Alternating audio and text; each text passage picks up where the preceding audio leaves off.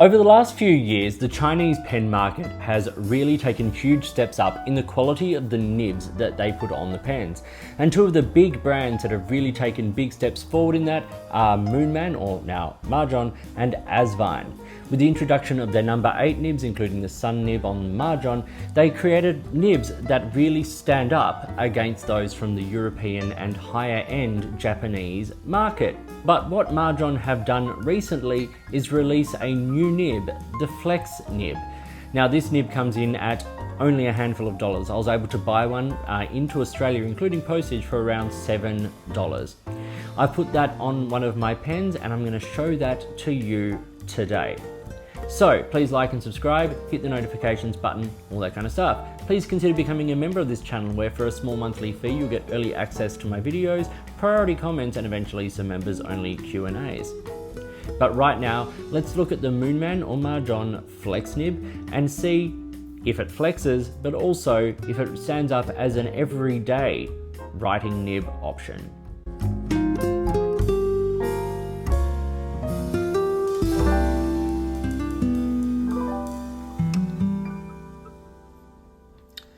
So this is the pen I decided to put this nib on. It's the P136 in the metal blue version, which I like from Moonman. I liked the pen. I hated the plastic version of this pen, liked this metal version, but the nib was okay. But this nib is the Moonman or Majohn, depending on who and where and what you are, Flex nib.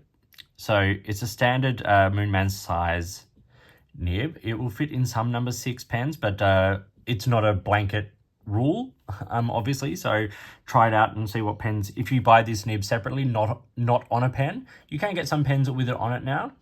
In fact, I saw the P1, I think it's P138 with this nib on it. That's one of the rip-offs of the Mont Blanc series pens.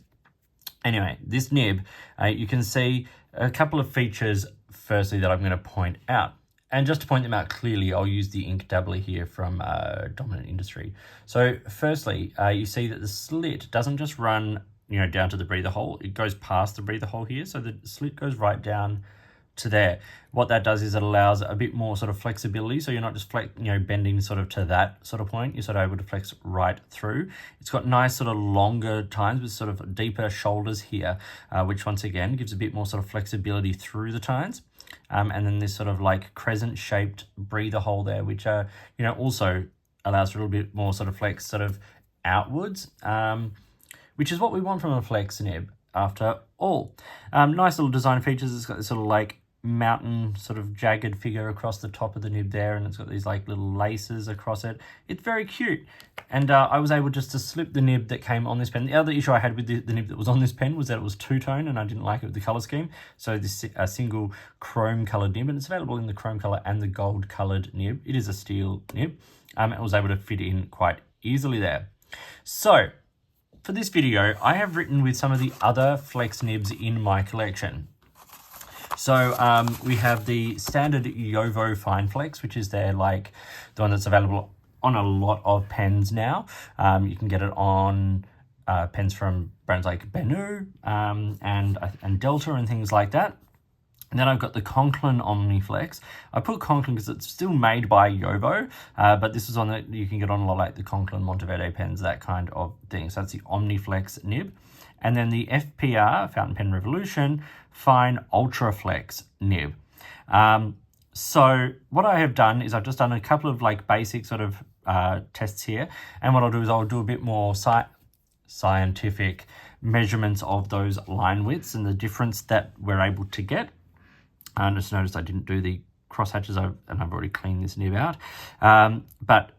Yes, and then I've just done a flex out of it. So from this, what you can see is the most flex from these comes from the Fountain Pen Revolution nib here. I also haven't inked this pen yet, so we're going to be testing it for the first time together.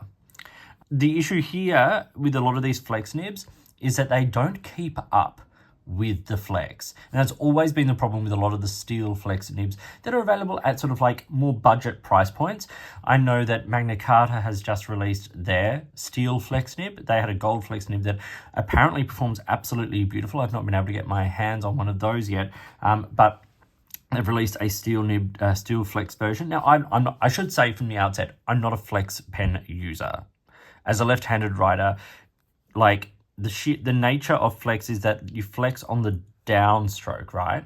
When you're pulling the pen across the page, those downstrokes happen sort of organically. Whereas a left-handed writer, as we're writing, we're sort of pushing a little bit more, and so soft nibs don't necessarily do the same thing. We can turn the paper to get a bit more sort of angle and all that kind of stuff. It's kind of what we have to do if we want to use flex. I don't do it. It's not something that I fit into my everyday writing needs. After all, my fountain pen writing needs are for everyday use. I'm writing journaling, to-do lists, writing out lyrics, all that kind of thing. I don't need flex for that. I prefer to use like an architect nib if I want some flair in my writing. But these nibs, particularly the Conklin and the FPR there, do struggle if you push the nib beyond its like natural its capacity. The Jowo Fine sort of worked quite well, and then the Ultraflex does get the widest sort of variation there. But let's ink up this flex nib here and see how it performs. And I'm going to be using the same ink, which is Waterman Serenity Blue, as I have used for the rest of this writing sample. So what we have here is the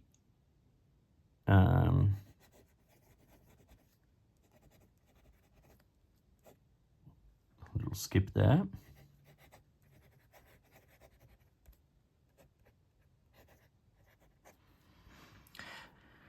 So just from writing that, firstly, it produces a nice wet, fine, regular line. A little skip there, but you know, whatever. The Jowo and the Conklin here, in everyday writing, they're not really flex. They're kind of like soft nibs. So you don't, if you're just writing as an everyday nib without any pressure, you don't get any flex in there. With a tiny bit of pressure, you're still not getting any sort of like line variation. You actually have to apply considerable pressure to get that. Whereas with the Ultraflex, you can see here, there are points where just in the everyday writing on those downstrokes, I am getting natural line variation from the nib. And you can also see a little bit of evidence of that there on the word flex from the Moonman.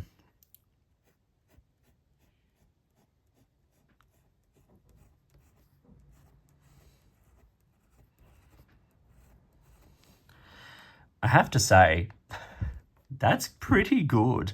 Like, it's insanely wet. This is Rhodia 80 GSM paper. It's a 5mm grid rule. That's very soft. Like, it is easily softer than the other nibs here.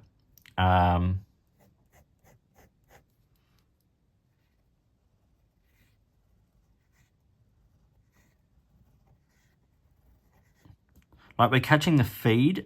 We're pushing it to the point where the feed is now making contact with the line.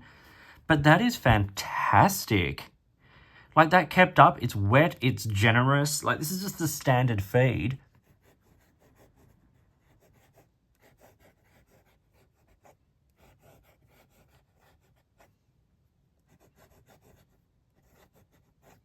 Wow.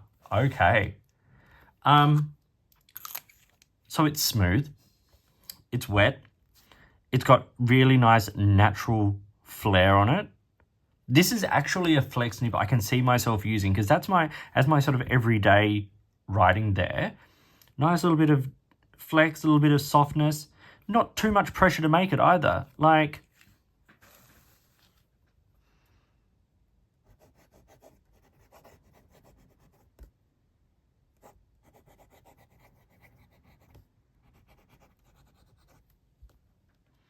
that's creating some really nice, like, that's, I can't describe, I'm barely applying pressure.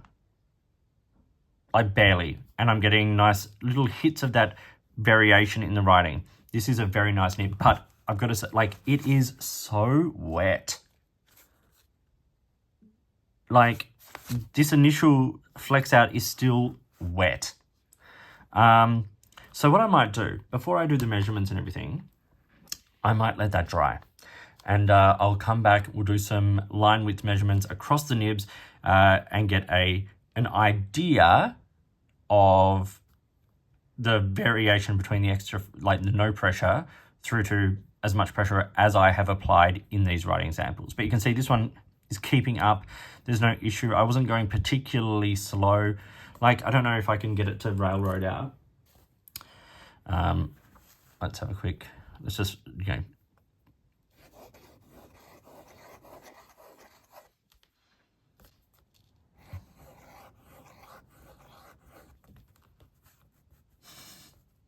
pretty impressive. Let's let this dry and then we'll do some line measurements. Okay, that's all dried now and it looks awesome.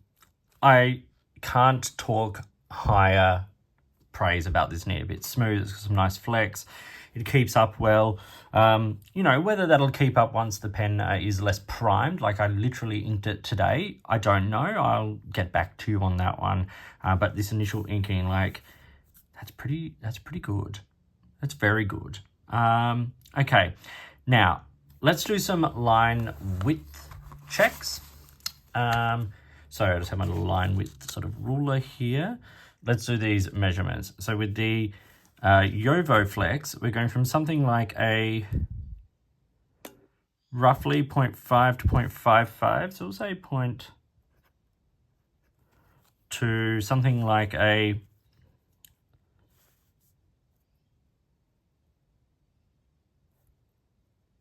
roughly a 1.1. With the Conklin, we're going from a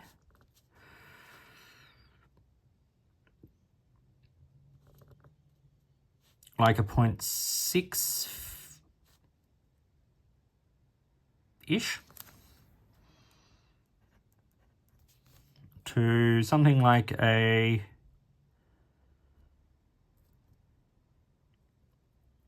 I'd say a 1.3.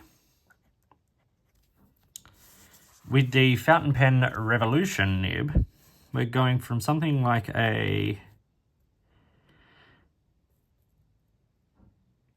that's about a 0.4. Try that again. So we had a 0.4 to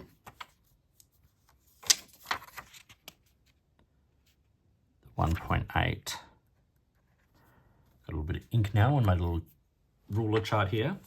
I'm going to get that Dominant Industry one, I think it is. That looks really good. Then we got the Moonman Majohn Flex nib here. So here we're seeing variations of like, what's that, 0.6, 0.7, variation about 1.4 millimeters.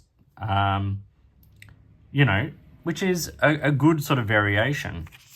Looking here, zero pressure, it's almost a 0.3. And then at its high end here,